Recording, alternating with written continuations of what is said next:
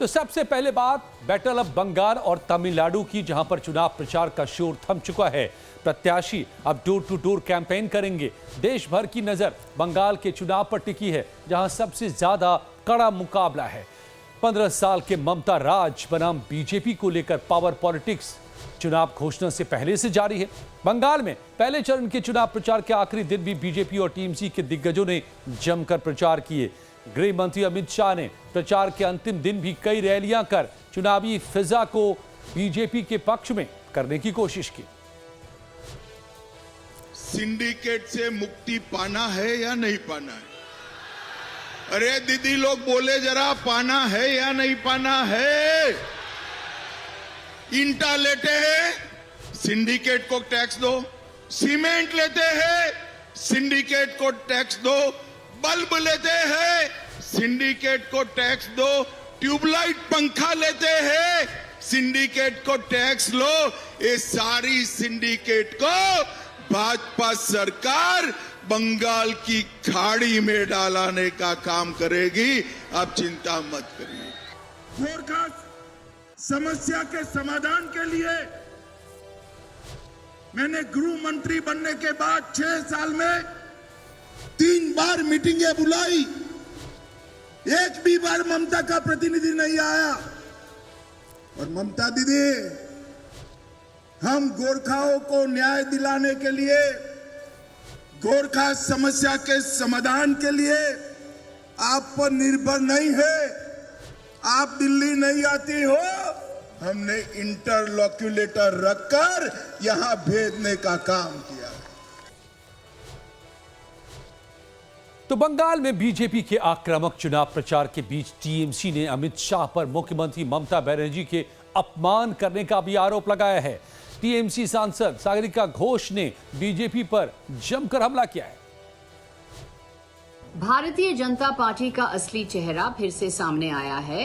देश के गृह मंत्री अमित शाह, जो गृह मंत्री की तरह तो काम करते नहीं हैं, वो तो इलेक्शन मंत्री की तरह काम करते हैं। उन्होंने एक भाषण में अभद्र और असभ्य तरीके से बंगाल मुख्यमंत्री ममता बनर्जी के बारे में उन्होंने बात किया है। उन्होंने कहा, ए दीदी कान खोलकर सुन लो। इस तरह से अमित शाह ने ममता बनर्जी के ऊपर आक्रमण किया है। ये संसद में नारी शक्ति और नारी सम्मान के नारे लगाते हैं, पर असल में ये ना नारी शक्ति में विश्वास रखते हैं, ना नारी सम्मान में विश्वास रखते हैं। नारी शक्ति इनके लिए सिर्फ एक नारा है। ये नारा शक्ति में विश्वास रखते हैं। तो बंगाल और तमिलनाडु में 1 महीने से भी ज्यादा लंबे समय तक चुनाव प्रचार चलता रहा, लेकिन अब वो शोर थम गया है। चुनावी मैदान में सभी पार्टियों के दिग्गजों ने जमकर पसीना बहाया, एक दूसरे पर आरोप प्रत्यारोप लगाए और रिकॉर्ड चुनावी रैलियां कर मतदाताओं को अपने पक्ष में गोलबंद करने की कोशिशें भी की। 5 राज्यों में से 3 राज्यों में चुनाव संपन्न हो चुके हैं। अब तमिलनाडु और बंगाल में वोटिंग की बारी है। देश भर की नजर बंगाल के चुनाव पर है। 15 साल से ममता के राज को हटाने के लिए बीजेपी ने स्टार प्रचारकों के साथ ही नेताओं की फौज उतार दी है। पहले चरण में बीजेपी ने 500 से ज्यादा रैलियां की हैं। बंगाल को बीजेपी में बनाने की पूरी कोशिश हुई है। तो ग्राफिक्स के जरिए यह भी समझिए कि बीजेपी के किन किन दिग्गजों ने बंगाल फतह के लिए कितनी रैलियां की हैं। पीएम मोदी की 10 चुनावी सभाएं हुई हैं। अमित शाह ने 15 चुनावी सभाएं की हैं।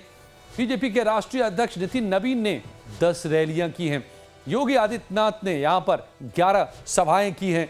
रक्षा मंत्री राजनाथ सिंह की 6 रैलियां हुई हैं और लोकल नेताओं की 100 से ज्यादा रैलियां हुई हैं, जिनमें शुभेंदु अधिकारी, समीक भट्टाचार्य और मिथुन चक्रवर्ती तक शामिल हैं। इतना ही नहीं, बीजेपी ने अपने सभी सांसदों, केंद्रीय मंत्रियों, बीजेपी शासित राज्यों के मुख्यमंत्रियों के साथ पार्टी के सेलिब्रिटी को चुनाव अखाड़े में उतार दिया है।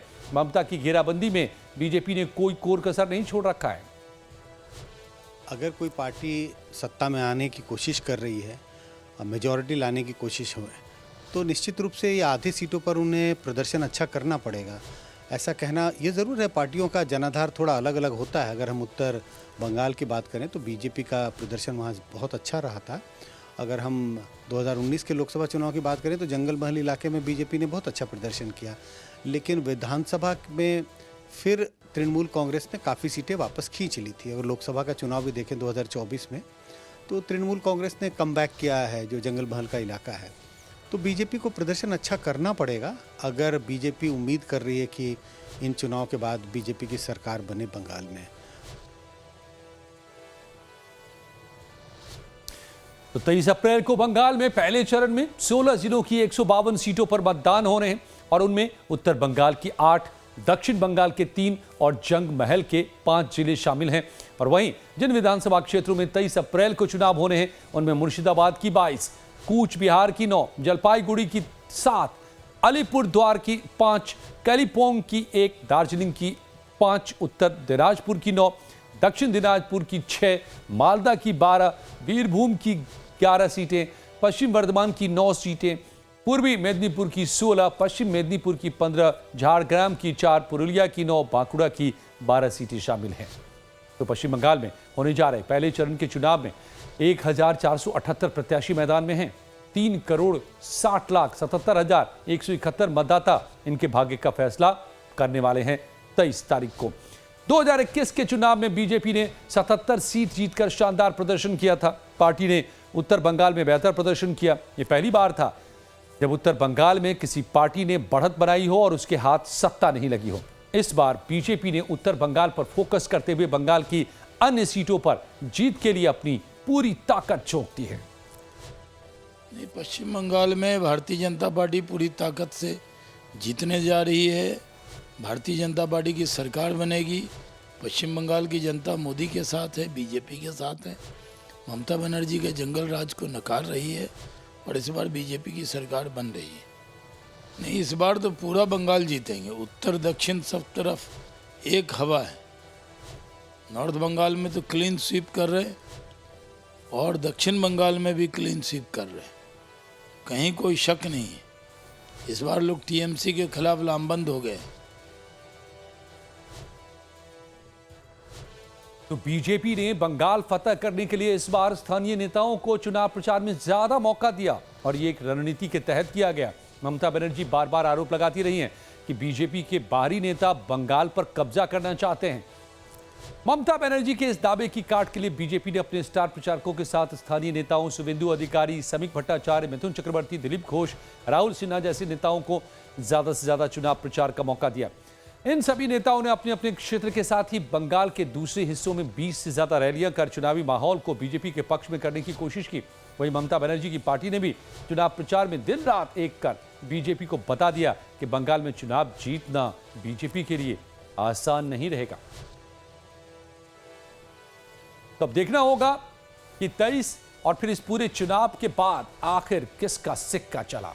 लेकिन 33% आरक्षण का मुद्दा कितना असर डाल रहा है और इसको देशव्यापी आंदोलन के तौर पर क्यों बीजेपी ने शुरू कर दिया है,